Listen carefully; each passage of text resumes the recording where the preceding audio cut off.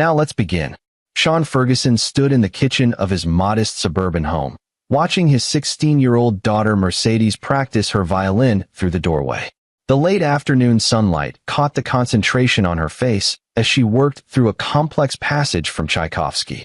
She'd been at it for 2 hours, the same 30-second segment, over and over until her fingers bled into the strings with perfect precision. "Dad, does this sound right?" She lowered the bow, her dark hair falling across her face. "Sounds like Carnegie Hall to me, Merce." Sean smiled, returning to the budget spreadsheet on his laptop. Numbers he'd memorized by heart. $127,000 in Mercedes's college fund, built over 16 years through documentary work, freelance journalism, and living below their means. Every dollar accounted for, every sacrifice worth it.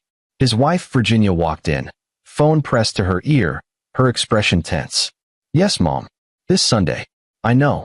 She ended the call and sighed. "Family dinner at my parents' house. They want to celebrate Cassandra's acceptance to Harvard." Sean's jaw tightened. Virginia's niece, Cassandra, was a decent student with mediocre grades and wealthy parents who'd paid for every advantage. Vincent and his wife Teresa had bought SAT prep courses, hired private tutors, and most likely made a generous donation to Harvard's endowment fund.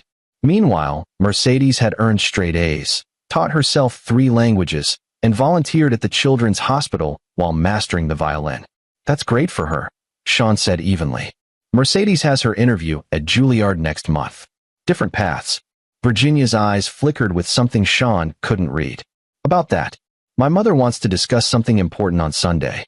About family investments." The next 3 days passed with an undercurrent of tension. Virginia became distant, spending hours on phone calls with her mother Doris. Conversations that ended abruptly when Sean entered the room. He'd been married to Virginia for 17 years, and he knew the Herrera family playbook. Money talked, and everyone else listened. Sunday arrived with cruel sunshine. The Herrera estate sat in an affluent neighborhood where lawns were measured by acres, not square feet. Felipe Herrera had made his fortune in real estate development, the kind that displaced communities and built luxury condos. Doris had never worked a day in her life, but possessed a PhD in manipulation and entitlement. The dining room gleamed with crystal and silver. 30 relatives packed around the extended table, most of whom Sean barely knew. Cousins, aunts, uncles, all part of the Herrera dynasty, all dressed like they were auditioning for a country club catalog. "Sean, Virginia." Doris air-kissed them at the door, her perfume overwhelming. "And Mercedes, darling, you've grown so tall. Still playing that little fiddle?" Mercedes's smile was polite and cold. "It's a violin, grandmother. A 1890 French-made instrument." "Of course, dear." Doris had already dismissed her, turning to Cassandra, who stood nearby in a Harvard sweatshirt despite it being 75 degrees outside. "Our Harvard girl. We're so proud." Dinner was a performance. Felipe held court at the head of the table, discussing market trends and property values with the confidence of someone who'd never been wrong, or never admitted it.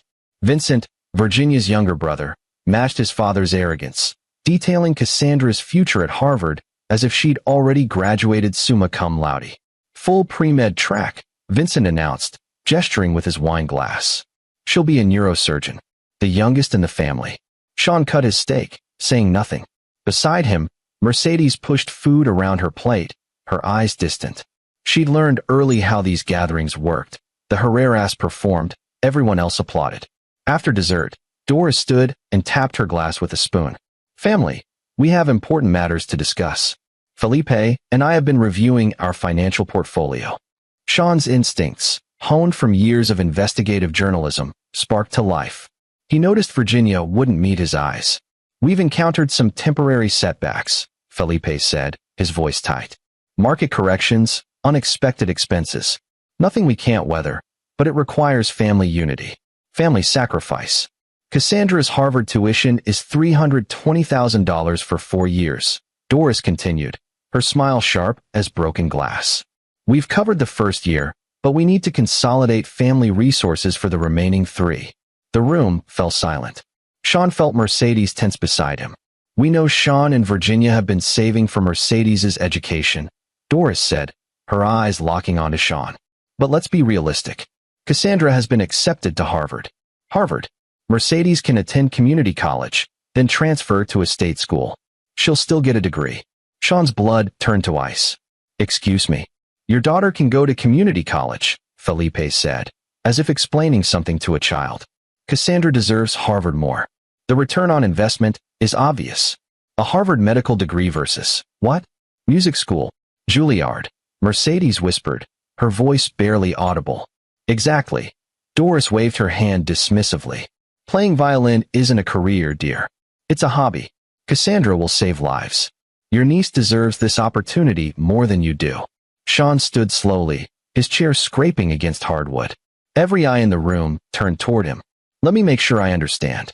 You want me to hand over $127,000, money I've saved for 16 years, to pay for Cassandra's tuition because you mismanaged your finances? It's not mismanagement. Felipe's face reddened. It's market volatility. And it's not a request, Sean. It's family obligation. We've helped you over the years. You've helped us. Sean's laugh was bitter. Name one time. We invited you into this family, Doris said coldly. We accepted you despite your humble background. Your father was a factory worker. Your mother cleaned houses. You were nothing before Virginia. Virginia finally looked at him, and Sean saw it. She'd known. She'd known this was coming and said nothing. The answer is no, Sean said quietly. That money is Mercedes's future. I'm not funding your daughter's education because you gambled poorly on real estate investments. Vincent shot to his feet. You ungrateful. Sit down. Sean's voice cut like a blade. He'd interviewed war criminals, exposed corruption, stared down threats that would make Vincent wet himself. I've been polite because of my wife. But I'm done. Mercedes, get your coat. Doris moved faster than Sean expected. She crossed the room and her hand connected with his face, the slap echoing through the dining room. 30 relatives gasped in unison. How dare you disrespect this family, Doris hissed. After everything we've given you. You're nothing but a jumped-up journalist playing at being important. Your daughter will amount to nothing, just like you. Sean's cheek burned, but he didn't touch it. He looked at Virginia, waiting for her to defend him, defend their daughter. She sat frozen, tears streaming down her face, but silent. Mercedes, Sean said calmly. We're leaving. His daughter stood, her face composed but her hands shaking. She looked at her grandmother, then her mother, then the entire room of relatives who sat in silence, complicit. For 16 years, my father worked 70-hour weeks, Mercedes said, her voice steady and clear. He missed sleep. He missed vacations. He ate ramen for dinner so I could have music lessons. He saved every penny while you all took luxury cruises and bought summer homes. And you think you can just take it because Cassandra's too mediocre to earn a scholarship? Mercedes, Virginia reached for her. Don't. Mercedes stepped back. You knew. You knew they'd ask this, and you said nothing. You let us walk into an ambush. Sean placed his hand on Mercedes's shoulder. We're done here. They walked out through the silent dining room, past the crystal and silver, past the expensive art on the walls. Sean didn't look back at Virginia. Some betrayals were too clean to forgive. In the car, Mercedes finally broke. Tears poured down her face as Sean drove them away from the Herrera estate. They think I'm nothing, she sobbed. They think music is nothing. They're wrong. Sean's hands gripped the steering wheel. And we're going to prove it. You and me, Merce. Just like it's always been. He didn't know it then, but that night marked the beginning of something larger than revenge. It marked the moment Sean Ferguson stopped playing by other people's rules and started writing his own story, one that would eventually destroy the Herreras more thoroughly than they could imagine. The apartment Sean rented was a third the size of their previous house, but it was theirs. Virginia had chosen her family, filing for divorce 3 weeks after the dinner. She'd cried, claimed she loved them both, but couldn't defy her parents. Sean had signed the papers without argument, relieved more than heartbroken. It's cozy, Mercedes said, standing in the small living room that doubled as Sean's office. Her violin case sat in the corner, a sanctuary in the chaos. It's temporary. Sean assembled a cheap bookshelf from the hardware store. I've got 3 documentary contracts lined up. We'll be fine. The divorce settlement was brutal. Virginia's lawyers, paid for by Felipe, fought for half the college fund. Sean's attorney, a public defender working pro bono, managed to protect most of it by proving Sean had funded the account exclusively through his income. Virginia's contributions had been minimal at best. Still, the legal fees hurt. Sean burned through $15,000 fighting for what he'd already earned. The college fund sat at $112,000 when the dust settled, enough for Juilliard if Mercedes got accepted, but not enough for comfort. Late at night, after Mercedes was asleep, Sean sat at his laptop researching. Not college costs or financial planning. Those numbers were branded into his brain. He researched the Herreras. Old habits from his investigative journalism days kicked in automatically. What he found was fascinating. Felipe's real estate empire was crumbling faster than he'd admitted at the family dinner. 3 luxury developments had stalled due to zoning issues and environmental protests. Sean recognized the projects. He'd done a documentary 5 years ago on gentrification, featuring one of Felipe's developments that displaced a historic Latino neighborhood. The Herreras weren't experiencing market corrections. They were hemorrhaging money from lawsuits, failed investments, and Felipe's gambling addiction that Doris had expertly hidden for decades. Sean bookmarked articles, saved screenshots, built a digital file. He wasn't sure why, wasn't sure what he'd do with the information. But knowledge was power, and he'd learned long ago that the powerful feared exposure more than anything. Mercedes's Juilliard interview was in 6 weeks. Sean threw everything into preparing her. He hired a violin instructor, a retired concertmaster who charged $200 per session, but was worth every penny. Mercedes practiced until her fingers bled, then practiced some more. "Tell me about your relationship with music," Sean asked one evening, filming her on his camera. He'd decided to document her journey, raw footage that might never see an audience, but existed as proof of her dedication. Mercedes lowered her bow, thinking, "Music is the only language that doesn't lie. When I play, I'm not trying to impress anyone or prove anything. I'm just communicating truth." Sean smiled behind the camera. "That's beautiful, Merce." "Dad," she hesitated. "Do you hate Mom?" The question caught him off guard. He stopped recording, considered lying, decided against it. "No, I'm disappointed. There's a difference. She called yesterday, asked me to convince you to help Cassandra." Sean's jaw tightened. "What did you tell her?" "I hung up." Mercedes's eyes were old beyond her years. "She chose them. She doesn't get to choose us now." 2 weeks before the Juilliard interview, Sean's phone rang at midnight. He almost ignored it, but the caller ID showed Vincent's number. Curiosity won out. "What, Sean?" Vincent's voice was slurred, drunk. "You need to help us. Dad lost everything. The bank's foreclosing on the estate. Cassandra can't go to Harvard. You have to give us the money." "No. She'll kill herself." Vincent's voice cracked. "Cassandra says she'll kill herself if she can't go to Harvard. You'd have that on your conscience. A young girl's death." Sean felt something cold settle in his chest. "That's emotional manipulation, Vincent. If Cassandra is genuinely suicidal, get her professional help. But don't weaponize mental health to extort money from me. You bastard." Sean hung up. He didn't block the number. He wanted to know what was coming. Virginia called next, sobbing about family duty and how Sean was destroying Cassandra's future. Then Doris, her voice dripping venom, threatening to turn Mercedes against him, to reveal truths about Sean's past. He recorded everything. The Juilliard interview took place in a concert hall in Manhattan. Mercedes wore a simple black dress, her violin in hand, her face composed. Sean sat in the waiting area with a dozen other anxious parents, all of them dressed better, looking wealthier, carrying the confidence of people who'd never had to choose between groceries and opportunity. When Mercedes emerged 2 hours later, her eyes were red, but she was smiling. "I played the Tchaikovsky piece," she said, "the one I've been working on, and they asked me to improvise. So I did, and they said they'd let us know in 3 weeks." Sean pulled her into a hug. "You did your best. That's all that matters." That night, back in their small apartment, Sean's phone buzzed with a text from an unknown number. He opened it to find a photo, Mercedes leaving the Juilliard building, with a caption, "Dream big, sweetie. Some people aren't meant for greatness." The number belonged to Cassandra. Sean looked at his daughter, sleeping peacefully on the couch with a book on her chest. He thought about the Herreras, their cruelty, their entitlement. He thought about the files he'd been building, the evidence of their corruption and collapse. And he thought about the documentary he'd been planning for months, the one about family dynamics and financial abuse, the one that would need real subjects, real stories. Some revenge was served cold. Sean Ferguson's would be served with cameras rolling and the whole world watching. 3 weeks crawled by like 3 years. Sean took every freelance job he could find, corporate videos, wedding films, local news segments. Anything that paid. Mercedes worked part-time at a coffee shop near the apartment, coming home exhausted but never complaining. The acceptance letter arrived on a Tuesday afternoon. Mercedes stood at the mailbox, the envelope in her hands, unable to open it. "You want me to do it?" Sean asked. She shook her head, took a breath, and tore it open.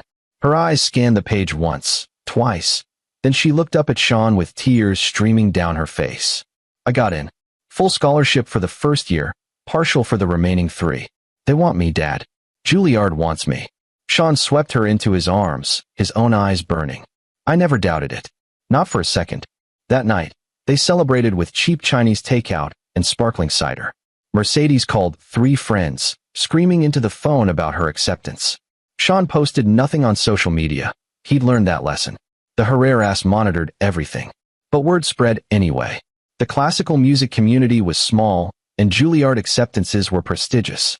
Within a week, a local newspaper ran a feature on Mercedes. Local teen earns Juilliard scholarship despite family hardships. The article was tasteful, mentioning only that Mercedes came from a single-parent household and had overcome financial obstacles. But Sean knew what it would do to the Herreras, who valued appearance above all else. Virginia called within hours of the article's publication. "You turned our daughter into a charity case," she hissed. "My parents are humiliated. Everyone's asking why we didn't support her." "Because you didn't," Sean said calmly. "You chose Cassandra. Live with it. She's still my daughter. Then you should have acted like her mother." Sean hung up and blocked her number. Mercedes had already blocked Virginia months ago. What Sean didn't tell Mercedes was that his documentary project was moving forward faster than expected. He'd pitched it to a major streaming platform. The price of privilege, an examination of wealth, family dysfunction, and the cost of keeping up appearances. They'd bitten immediately, offering a budget that made Sean's head spin. He'd spent months interviewing families torn apart by financial entitlement, parents who sacrificed their children for status, children damaged by impossible expectations. The Herreras fit perfectly, but Sean needed their story to reach critical mass first. Mercedes started at Juilliard in September. Sean drove her to campus with everything she owned packed into his aging Honda. The school was magnificent, historic buildings, practice rooms with acoustics that made her violin sing, classmates from around the world who spoke music as their first language. "You belong here," Sean said as they unloaded boxes into her dorm room. "I'm terrified," Mercedes admitted. "Everyone's so talented. So are you. The difference is, you've earned it through blood and tears. They'll see that." Sean drove back to the apartment alone, the silence heavy. He'd devoted 16 years to raising Mercedes, and now she was launched into the world. Pride mixed with grief, the bittersweet cocktail of every parent watching their child leave. He threw himself into the documentary. Hours of footage, interviews with psychologists, financial advisors, family therapists. He built a narrative arc about American families destroyed by wealth worship and ego. And he waited. The Herreras continued their collapse in slow motion. Felipe lost the estate to foreclosure. Sean saw the public records. They moved into a smaller house, then a condo, each step down publicized in local real estate news. Cassandra enrolled in the state university, not Harvard, on student loans that would crush her for decades. Vincent's wife Teresa filed for divorce, citing financial deception. The settlement left Vincent with nothing. Doris took a job, her first in 40 years, as a receptionist at a dental office. The humiliation must have been exquisite. Sean documented it all, not directly, but through public records, news articles, social media posts that the Herreras themselves made while pretending everything was fine. The documentary didn't name them explicitly, but anyone who knew them would recognize the story. Mercedes thrived at Juilliard. She called Sean every Sunday, voice bright with stories about her classes, her practice sessions, her growing confidence. By winter break, she'd been selected for a prestigious chamber ensemble that performed at Lincoln Center. "There's a talent showcase in April," Mercedes said during one call. "Major donors, industry professionals, media coverage. They're selecting 10 students to perform original compositions. I'm working on something different." "Different how?" "You'll see." Sean suspected she was up to something, but trusted her instincts. Mercedes had always been mature beyond her years, sharpened by the Herrera's cruelty into someone stronger than they could imagine. In March, Sean received an email from the streaming platform. The Price of Privilege had been selected as a featured documentary for their summer lineup. They wanted to do a press tour, interviews, possibly a panel discussion about family wealth and dysfunction. The premiere was scheduled for June, 1 year after the Herrera family dinner that changed everything. Sean sat in his apartment, staring at the email, and smiled. Not a happy smile, something darker, more satisfied. His phone rang. Mercedes. Dad, I need to tell you something about my showcase piece. I'm listening. I composed a violin concerto, 12 minutes long. It's called Inheritance. She paused. It's about everything that happened. The dinner, the slap, the divorce. I'm performing it with video projections, photos, documents, everything. The Juilliard faculty approved it as a multimedia piece. Sean's heart raced. Mercedes, are you sure? This will burn every bridge with your mother's family. Good. Her voice was steel. They burned us first. I'm just playing the violin while they burn. The showcase was April 20th. Sean's documentary premiered June 15th. The timing was almost poetic. I'm proud of you, Sean said quietly. Not because you're getting revenge, but because you're turning pain into art. That takes courage. I learned from you, Dad. You taught me that truth matters more than comfort. After they hung up, Sean opened his documentary files and began the final edits. The Herreras had created their own downfall through greed and cruelty. He and Mercedes were simply making sure everyone knew it. Some children were raised to maintain their parents' legacies. Mercedes Ferguson was raised to destroy the people who underestimated her. And she was about to succeed spectacularly. April 20th arrived with unseasonable cold. Sean caught the train to Manhattan wearing his only suit, a garment bag slung over his shoulder containing the dress shirt Mercedes had insisted he buy for the occasion. The showcase took place in Juilliard's Paul Hall, a concert venue that seated 277 people. Every seat was filled. Industry professionals, donors, faculty members, and families packed the space. Sean spotted agents, record label executives, and at least 2 people he recognized from major symphony orchestras. What he didn't expect was seeing Virginia Herrera Ferguson in the 3rd row. She looked diminished somehow, wearing an expensive dress that no longer fit quite right, her makeup expertly applied but unable to hide the exhaustion in her eyes. Beside her sat Doris and Felipe, the latter in a suit that had seen better days. Vincent was absent, probably couldn't afford the train ticket. Mercedes hadn't told Sean they were coming. Maybe she didn't know. Maybe she did.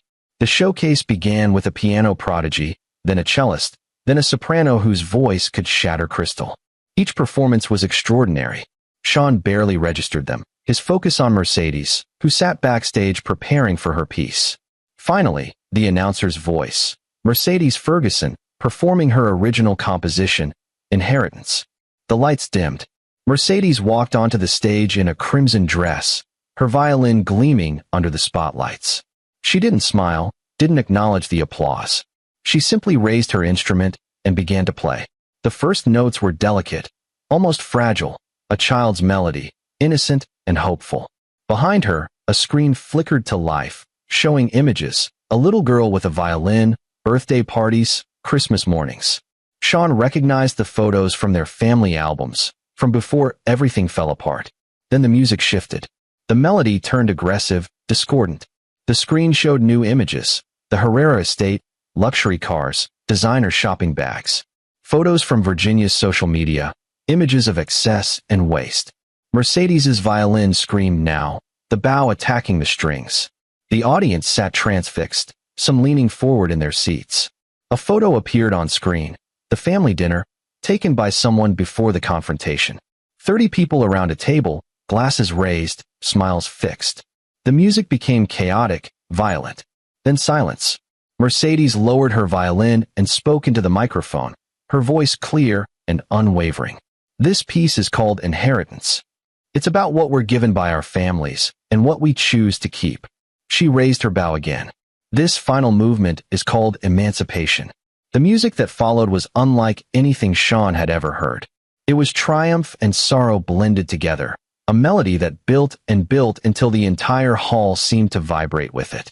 The screen showed Mercedes now, practicing until her fingers bled, working at the coffee shop, studying in the apartment, walking onto Juilliard's campus for the first time. The final image was a close-up of Sean and Mercedes, taken on move-in day, both of them smiling despite their exhaustion. The last note hung in the air like a prayer. Then Mercedes lowered her violin and the lights came up. The audience erupted. Standing ovation, applause that echoed off the walls. Sean saw agents on their phones immediately, saw faculty members exchanging significant glances. This wasn't just a good performance. This was a career-launching moment. Sean looked at Virginia. She was weeping openly, her hands covering her face. Doris sat rigid, her expression murderous. Felipe had gone pale, his jaw clenched so tight Sean thought it might shatter. After the showcase, a reception in the lobby. Industry professionals swarmed Mercedes, offering business cards, talking about recording contracts and performance opportunities. Sean hung back, letting her navigate the attention she'd earned. Virginia approached him, mascara streaking her face. "Sean, please. We need to talk." "No, we don't. She's my daughter. You gave up that right when you chose your parents over her." Sean's voice was quiet but final. "You could have defended us. You chose silence. They're my family. We were your family." Sean turned to walk away, but Virginia grabbed his arm. "My parents lost everything. The house, the money, the reputation. Vincent's wife left him. Cassandra dropped out of college. Everything fell apart." "Good." Sean pulled his arm free. "They built their lives on other people's backs. Let them learn what it's like to have nothing." Doris materialized from the crowd, her face twisted with rage. "You did this. You poisoned her against us." "I told her the truth," Sean said calmly. "You did the rest yourselves." "That performance was a humiliation," Doris hissed. "A public attack on our family. We could sue her for defamation." "Try it." Sean smiled, and it wasn't pleasant. "Discovery would be fascinating. All your financial records, all your communications, everything made public in court documents. Please, sue my daughter. I'd love to watch." Felipe finally spoke, his voice hoarse. "You've destroyed this family." "No," Mercedes said, appearing beside Sean. She'd removed her performance dress and wore jeans and a sweater, looking younger, but no less formidable. "You destroyed yourselves. I just set it to music." "Mercedes, please." Virginia reached for her daughter. "I'm so sorry. I was wrong. I should have defended you." 2 years too late, Mercedes said. "I needed a mother that night at dinner. I don't need one now." An agent interrupted, pulling Mercedes aside to discuss a summer concert series. Sean watched his daughter navigate the conversation with confidence, saw the future opening up before her like a flower. The Herreras stood in the lobby, surrounded by celebration but isolated in their misery. Other attendees gave them a wide berth. Word had spread about the performance's real story. The classical music world was small and loved gossip. By tomorrow, everyone would know about the family that demanded a girl give up her dreams for her cousin's mediocrity. Sean felt no triumph, no joy in their suffering. Only a calm satisfaction that justice, however delayed, had arrived. He and Mercedes took the train home together, exhausted but content. 3 agents want to sign me," Mercedes said, her head on Sean's shoulder. 2 recording labels. And Professor Hartman said Yo-Yo Ma might be interested in a collaboration. "That's incredible, Merce. None of it would have happened without you." She sat up, looking at him seriously. "You sacrificed everything for me." "No," Sean corrected. "I invested everything in you. There's a difference. And the return has been extraordinary." She smiled. Then her expression turned mischievous. "So, when were you going to tell me about the documentary?" Sean's heart skipped. "How did you?" "Dad, I'm not stupid. I've seen you editing footage for months. Plus, someone from the streaming platform called the apartment looking for you, and I may have accidentally seen an email about the premiere. I was going to surprise you. June 15th, right? The price of privilege." Mercedes grinned. "I want front row seats to watch them squirm." Sean laughed, realizing his daughter was far more like him than he'd ever intended. "It's going to be brutal." "Good," Mercedes said, echoing his earlier words. They earned it. The train rattled through the darkness, carrying them home to their small apartment, to the life they'd built from scratch. Behind them, the Herreras picked up the pieces of their shattered legacy. Ahead, Mercedes's career stretched bright, with possibility. Inheritance, Sean thought, wasn't just about money. It was about values, resilience, the ability to create something from nothing. The Herreras had given Mercedes nothing but pain. Sean had given her everything that mattered: belief, support, and the courage to succeed on her own terms. In the end, that inheritance proved worth more than all the Herrera money combined. The 2 months between Mercedes' showcase and Sean's documentary premiere passed in a whirlwind. Mercedes signed with an agent who immediately booked her for summer festival performances across Europe. She'd leave for Germany the day after Sean's premiere, a graduation gift to herself before her sophomore year at Juilliard.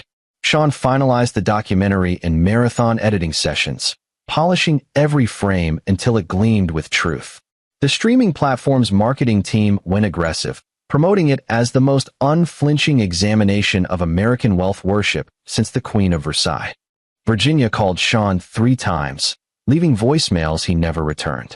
Doris sent a certified letter threatening legal action over Mercedes' performance, claiming defamation and emotional distress. Sean forwarded it to his attorney with a note: "Add this to the file." The attorney called back within an hour, laughing. "They have no case. The performance was artistic expression protected by the First Amendment. Tell them to pound sand." Sean sent a polite reply through his attorney. Ms. Herrera's performance consisted of original music and personal photographs. No defamatory statements were made. Further frivolous legal threats will be documented as harassment. Doris didn't write back. The real surprise came from Cassandra herself. She reached out to Mercedes via Instagram DM, a message that Mercedes showed Sean one evening. "I'm sorry for what my family did. They pushed me into Harvard, pushed me into pre-med, pushed me into being something I'm not. I dropped out because I was miserable. I'm working retail now and actually happy for the first time in my life. Your performance helped me realize I was as trapped as you were. Different prison, same guards. I hope we can talk someday." Mercedes stared at the message for a long time. "What should I say?" "What do you want to say?" Sean asked. "That I don't forgive her family, but I understand her pain. That I hope she finds her own path." "Then say that." Mercedes typed a brief response. "I'm glad you got out. Keep walking forward, not back." Cassandra replied with a simple heart emoji. On June 14th, the night before the premiere, Sean couldn't sleep. He paced the apartment, reviewing the documentary in his mind, second-guessing every edit. At 3 a.m., Mercedes emerged from her room, still packed for her European tour. "You okay, Dad?" "Nervous. What if it's not good enough? What if I'm just a vindictive ex-husband exploiting our pain for entertainment?" Mercedes sat beside him on the couch. "Is that what you think you did?" "I don't know anymore. I watched the rough cut you left on your laptop," Mercedes admitted. "I know I wasn't supposed to, but I needed to see it." Sean's breath caught. "And it's brilliant. And it's not about revenge. It's about exposing systems that hurt people. The Herreras are just one example among dozens. You interviewed other families, other situations. You made something universal from something personal. But our story is the centerpiece. Because it's the most dramatic. But you never name them, never show their faces. You let their actions speak for themselves." Mercedes took his hand. "Dad, you taught me that art transforms pain into meaning. That's what your documentary does. Own it." The premiere screening took place at a theater in Brooklyn, invitation only for press, industry professionals, and platform executives. Sean wore the new suit Mercedes had insisted on buying him as a thank you gift. She looked stunning in a designer dress, borrowed from a fellow Juilliard student. They arrived to camera flashes and interview requests. Entertainment reporters wanted quotes, film critics wanted insights, social media influencers wanted content. Sean handled it with practiced ease, years of journalism training kicking in. "What inspired this documentary?" a reporter asked. "The belief that family should build you up, not tear you down," Sean replied. "And the cost when that doesn't happen." Inside the theater, Sean spotted familiar faces, colleagues from his journalism days, documentarians he admired, executives from major production companies. The platform had spared no expense promoting the film. What Sean didn't expect was seeing Vincent Herrera slouched in a back row seat. Mercedes saw him too and tensed. "Should we get security?" "No," Sean said quietly. "Let him watch. He needs to see this." The lights dimmed. The documentary began with a montage of American families at their best: graduations, weddings, celebrations. Then the narrator's voice, calm and analytical. But what happens when family becomes a transaction? When love is conditional on status, money, or achievement? The next 90 minutes were devastating. Sean had structured the film in 3 acts. The setup, examining families where wealth created impossible expectations. The breakdown, showing what happened when family members failed to meet those standards. The aftermath, documenting the long-term damage. The Herrera story, though never named explicitly, threaded through all 3 acts. Sean had used Mercedes's childhood photos with her face blurred for privacy, police reports from domestic incidents in wealthy neighborhoods, financial records obtained through public information requests showing the Herrera real estate empire's collapse. He interviewed psychologists who explained narcissistic family systems, financial advisors who detailed how generational wealth often destroyed rather than helped families, and adult children estranged from wealthy parents who shared heartbreaking stories. The most powerful segment featured Sean himself, speaking directly to camera. "I was raised working class. My father worked in a factory, my mother cleaned houses. We had nothing by wealthy standards, but we had something money couldn't buy: unconditional love. When I married into wealth, I discovered that everything had a price, including family bonds. The question became, what was I willing to pay?" The camera cut to Mercedes performing at her showcase, the Inheritance Concerto in full. Sean had licensed the performance footage directly from Juilliard, and it was devastating in its honesty. The final segment showed families who had broken free. Children who walked away from inheritance to build their own lives. Parents who rejected wealth worship to focus on authentic relationships. The message was clear: freedom was possible, but it required courage. The documentary ended with a simple title card: "Inheritance is what we receive. Legacy is what we create." The lights came up. The theater was silent for 3 heartbeats, then erupted in applause. Sean felt Mercedes grip his hand tightly, her eyes shining with tears. The Q&A session afterward was intense. Critics praised the film's unflinching honesty, its refusal to provide easy answers. Entertainment executives discussed distribution opportunities, potential awards consideration, impact on public discourse about wealth and family. Sean answered questions on autopilot, his attention drawn to Vincent, who hadn't moved from his back row seat. When the Q&A ended and people began filing out, Vincent approached. "Can we talk?" he asked, looking diminished. Outside, Sean glanced at Mercedes, who nodded. They followed Vincent to the street, where the summer night was warm and heavy. "I watched your film," Vincent said unnecessarily. "I saw my family in every frame, even though you never named us." "That was intentional," Sean replied. "I know." Vincent ran a hand through his hair, a gesture Sean recognized from years of family dinners. "I came to apologize. Not to make excuses, but to apologize." "For what, specifically?" Sean kept his voice neutral. "For everything. The dinner, the demands, letting my mother slap you and saying nothing. For calling you drunk and threatening you with Cassandra's suicide." Vincent's voice cracked. "For being complicit in a system that destroyed everyone it touched, including my own daughter." Mercedes spoke for the first time. "Is Cassandra really okay?" "She's working at Starbucks and taking community college classes in graphic design.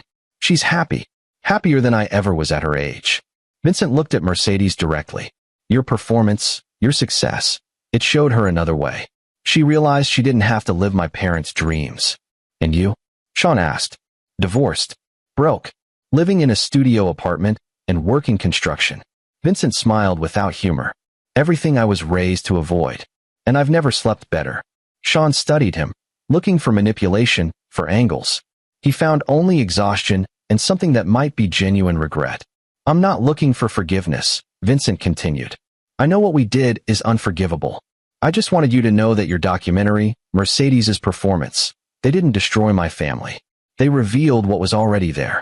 The rot we'd been ignoring for generations." "What about your parents?" Mercedes asked. "Haven't spoken to them in 4 months. My mother called me a failure for losing Teresa and my job. I finally told her the truth, that she'd been calling me a failure my entire life, and I was done pretending otherwise." Vincent pulled out his phone, showed them a photo. Cassandra smiling in a Starbucks uniform, holding a latte with an elaborate design. "She made this. She's good at it. Maybe she'll own a coffee shop someday, or become a professional barista, or go into graphic design." I don't care as long as she's happy. That's called being a parent, Sean said quietly. Took you long enough to figure it out. Yeah. Vincent pocketed his phone. Well, I wanted to say that. I'll leave you alone now. He walked away into the Brooklyn night, shoulders hunched but steps steady. Sean and Mercedes watched him go. Do you believe him? Mercedes asked. I think he believes himself right now. Whether it lasts. Sean shrugged. That's his journey, not ours.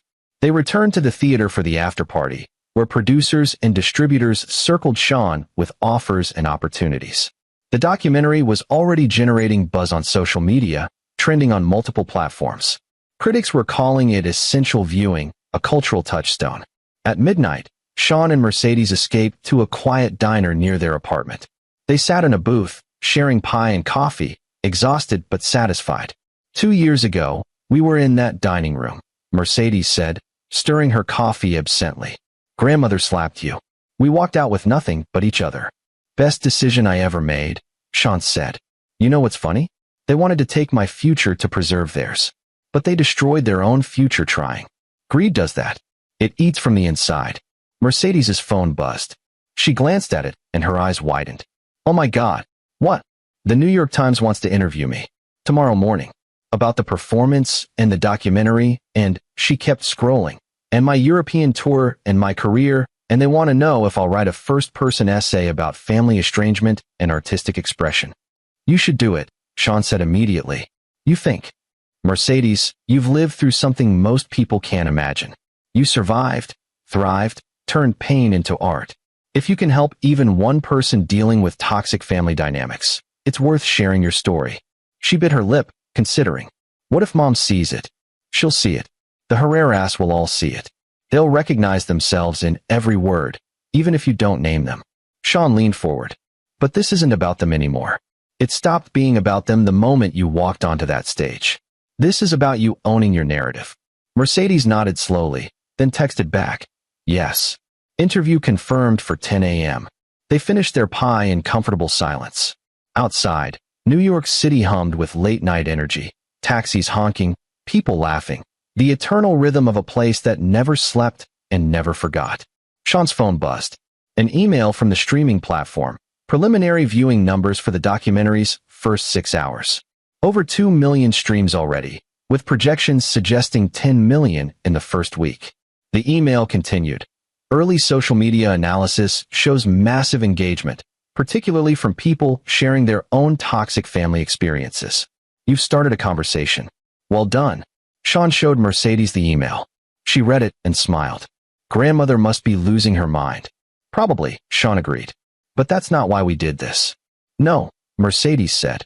We did it because the truth matters more than comfort. You have been listening to me.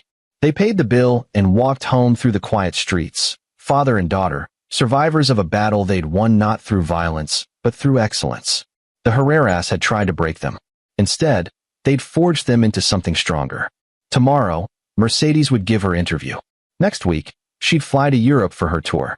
In the fall, she'd return to Juilliard for her sophomore year. And the Herreras would watch it all from the ruins of their collapsed empire, finally understanding what they'd lost when they chose money over love. Some lessons cost everything to learn. The Herreras were just beginning to pay tuition. The New York Times interview happened in a cafe near Juilliard, conducted by a culture reporter named Ada Mullen who specialized in arts and family dynamics. Mercedes arrived precisely on time, wearing jeans and a blazer, her violin case slung over her shoulder. Sean had offered to come, but Mercedes refused. This is my story to tell, Dad. I need to do it alone. He waited in the apartment, pacing, checking his phone every 3 minutes until Mercedes texted, all done. Coming home. She walked in 2 hours later, looking drained but exhilarated. I told her everything. The dinner, the slap, the divorce, the showcase. She recorded the whole thing. How do you feel? Terrified. Relieved. Powerful. Mercedes collapsed on the couch. She asked if I worried about my mother's family seeing it. I said they should see it. They should know exactly what they did. The article published 3 days later, timed to coincide with the documentary's growing popularity. The headline, How One Violinist Turned Family Betrayal into Art, and started a movement. Ada Mullen had crafted the piece brilliantly. She'd interwoven Mercedes' story with broader research on family estrangement, toxic wealth dynamics, and the rise of young adults rejecting traditional family obligations in favor of chosen family and authentic relationships. Mercedes' quotes were devastating in their honesty. "My grandmother told me I'd amount to nothing. She slapped my father in front of 30 relatives for refusing to give away my college fund. 2 years later, I'm at Juilliard on scholarship with a European tour booked. I didn't succeed to prove her wrong. I succeeded because my father believed in me when nobody else did." The article went viral. Within 24 hours, it had been shared over 100,000 times. Comment sections filled with people sharing their own stories of family dysfunction, of choosing self-preservation over toxic relationships. Sean's documentary viewership exploded. By the end of the week, it had reached 15 million streams. The platform ordered a follow-up series, and 3 major studios reached out about adaptation rights for a scripted film. The cultural conversation shifted. Therapists appeared on morning shows discussing family estrangement as a valid choice, not a failure. Financial advisors talked about protecting children from predatory relatives. Even politicians began discussing legislation around financial elder abuse, though the harassed victims were their children, not their parents. Virginia broke her silence with a Facebook post that was quickly screenshot and circulated. "I made terrible mistakes as a mother and wife. I chose my parents' approval over my daughter's future and my husband's dignity. I'm in therapy now, trying to understand how I let this happen. I'm not asking for forgiveness. I don't deserve it. I just want Mercedes and Sean to know I see now what I couldn't see then. I'm sorry." Sean showed the post to Mercedes. She read it without expression. "Too little, too late." "Probably," Sean agreed. "But she's trying. She's sorry she got caught. Sorry the whole world knows she's a bad mother. That's not the same as being sorry for what she did." Sean couldn't argue with that logic. Doris and Felipe made no public statements, but their neighbors did. Local news in their town ran a story about the documentary family living in their midst. Former friends gave interviews describing the Herrera's fall from grace. The foreclosure, the bankruptcy, Felipe's gambling debts, Doris's desperate attempts to maintain appearances while working minimum wage. One neighbor said, "They had everything and threw it away because they couldn't accept that their granddaughter wanted to play violin instead of being a doctor." What kind of people do that? The court of public opinion delivered its verdict. Guilty of cruelty, sentenced to irrelevance. On June 20th, Mercedes left for her European tour. Sean drove her to JFK, helping her navigate 3 suitcases and her precious violin. At security, she hugged him fiercely. "I couldn't have done any of this without you," she whispered. "You did all the hard work. I just made sure you had the chance." "That's everything, Dad. The chance is everything." She disappeared through security, waving one last time before she was swallowed by the crowd. Sean drove home alone, the car too quiet, the apartment too empty. But his phone was full of messages.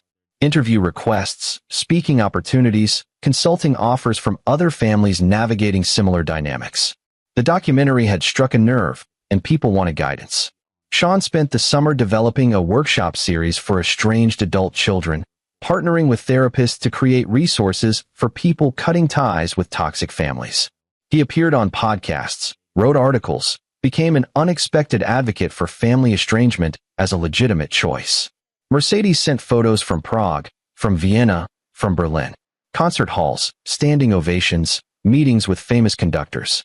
Her career was launching faster than anyone had predicted, built on talent and the compelling story behind it. In late July, Sean received a letter. Handwritten, no return address, postmarked from the town where the Herreras lived. He opened it carefully, half expecting more threats. Instead, he found a letter from Felipe. "Sean, I'm writing because Doris won't, and Virginia can't find the words. We destroyed everything. Our family, our reputation, our future. I gambled away our wealth trying to maintain a lifestyle we couldn't afford. Doris enabled me, and together we raised children who valued appearance over substance. When we demanded your daughter's college fund, we weren't thinking about Cassandra's future. We were thinking about our pride. We couldn't admit we'd failed financially, so we tried to take from you. Your documentary showed me something I'd been refusing to see, that I built my entire life on exploitation. The developments I built displaced families. The wealth I accumulated came from other people's labor. And when it all collapsed, I tried to exploit my own family. I'm not asking for forgiveness. I'm asking for truth. Did we really destroy everything? Or was it already destroyed, and you just showed us the rubble? Felipe. Sean read the letter 3 times, looking for manipulation, for angles. He found only something that might be genuine self-reflection. He didn't reply. Some bridges, once burned, shouldn't be rebuilt. Felipe wanted absolution, wanted Sean to tell him it wasn't that bad, wanted someone to ease his guilt. Sean refused to provide that comfort. Instead, he filed the letter with the rest of his documentary research. Evidence of what happened when privilege met accountability, when decades of exploitation finally came due. Mercedes returned from Europe in August, transformed. She carried herself differently, confident, self-assured, no longer the girl who'd needed her father's constant reassurance. She was becoming the woman she was meant to be. I got offered a recording contract, she announced over dinner their first night back. 3 albums, full creative control, advance big enough to pay off your debt from the divorce. Sean's throat tightened. Mercedes, that's your money. It's our money. You invested in me. I'm returning the investment with interest. They argued about it for an hour, but Mercedes was immovable. She'd already spoken with her agent and her attorney. The advance would clear Sean's remaining debt and establish a fund for his documentary work. You gave me everything, Mercedes said. Let me give something back. In September, Mercedes started her sophomore year at Juilliard. Sean's documentary won awards at 3 major film festivals.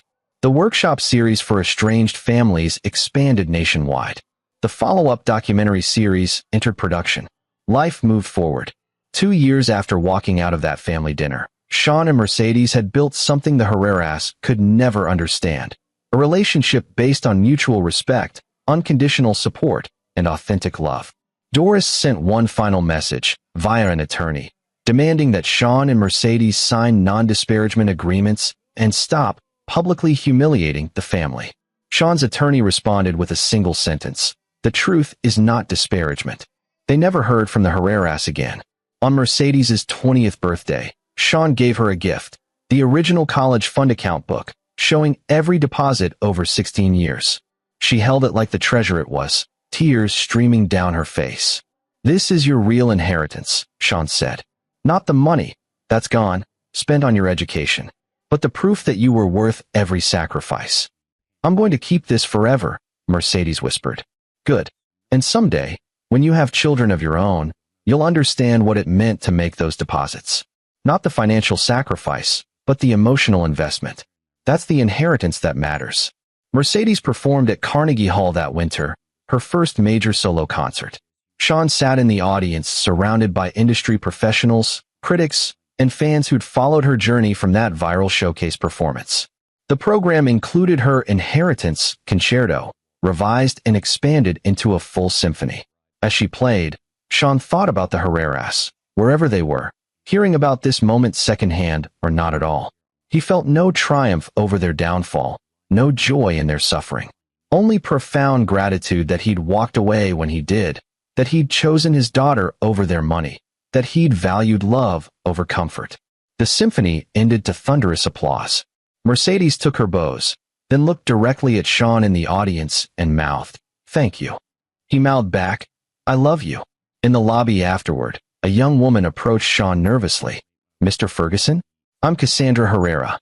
Sean recognized her from photos, though she looked different now. Healthier, happier, no longer carrying the weight of impossible expectations. "I saw Mercedes perform tonight," Cassandra continued. "I wanted to thank you both. Your documentary, her performance, the whole story, it saved my life. I was so deep in my parents' programming that I couldn't see any other path. You showed me there was another way. I'm glad you found your way out," Sean said. "I'm in therapy now, working through 2 decades of conditional love and performance pressure. It's hard, but I'm getting there." Cassandra hesitated. "I know my family destroyed yours. I know there's no making that right. But I wanted you to know that some good came from it. You saved more than just Mercedes. You saved me too." She walked away before Sean could respond, disappearing into the crowd. Mercedes appeared at his elbow, flushed with success. Was that Cassandra? Yeah. What did she want? To say thank you. For showing her she could be free. Mercedes was quiet for a moment. "You know what's funny? Grandmother wanted Cassandra to be a neurosurgeon. She wanted me to be nothing. And now Cassandra's happy making coffee, and I'm playing Carnegie Hall. Life has a sense of humor, Sean agreed. They left the concert hall together, stepping into the New York night. The city glittered with possibility, with futures being written in real time, with second chances and new beginnings. The Herreras had tried to steal Mercedes's future. Instead, they taught her the most valuable lesson she'd ever learn, that the people who truly love you want you to succeed on your terms, not theirs. And that inheritance, the knowledge that she was loved unconditionally, supported completely, believed in absolutely, was worth more than all the money in all the world. Sean Ferguson had saved $127,000 over 16 years for his daughter's education. He'd lost half of it to divorce lawyers and fighting for what was his. But the real investment wasn't the money. It was the faith, the belief, the unwavering certainty that Mercedes Ferguson deserved every opportunity, every chance, every moment of support. That investment paid dividends that would compound for generations. In Mercedes's success, in Cassandra's liberation, in the thousands of people who watched the documentary and found the courage to choose themselves over toxic families. The Herreras had demanded Sean hand over his daughter's future because they thought they knew better, thought they deserved more, thought privilege entitled them to everything. They learned, too late, that the only thing privilege entitled them to was a front-row seat to their own irrelevance. When the phone finally rang, when Doris called 2 years after that dinner, crying about how unfair it all was, Sean didn't answer. He let Mercedes answer. And what she said destroyed them more thoroughly than any revenge could have. You taught me that family is about conditions and transactions. My father taught me that love is unconditional. I know which lesson I'm keeping. Goodbye, grandmother. She hung up and blocked the number. Some inheritances are worth keeping. Others deserve to be rejected, refused, returned to sender. Mercedes Ferguson knew the difference. And that knowledge, more than any Juilliard degree or Carnegie Hall performance, was the true measure of her father's success. This is where our story comes to an end. Share your thoughts in the comments section. Thanks for your time. If you enjoy this story, please subscribe to this channel. Click on the video you see on the screen, and I will see you there.